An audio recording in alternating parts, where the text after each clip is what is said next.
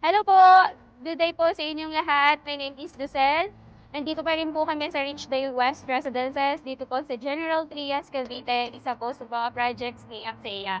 So, nandito po kami sa main spine road po nitong magiging phase 2.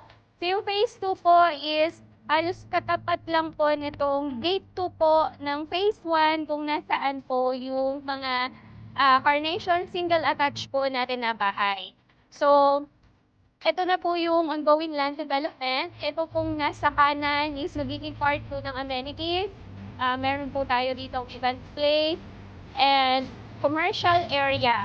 And dito po sa may bandang gitna, yun po yung magiging gate po na ang ating phase 2. Kung nasan po yung mga available units po natin dito sa phase 2 is Linnaeus single attached, Carnation single attached, and Jasmine expanded townhouse.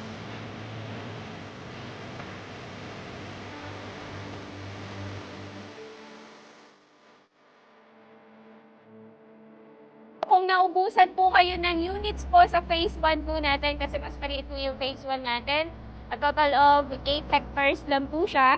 Ito pong phase 2 is around 17 hectares.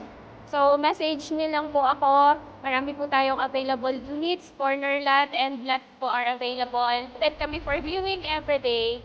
My name is Jocelyn Villote, your trusted real estate partner of Chanel Realty, A1 Prosperous JC. Thank you and God bless.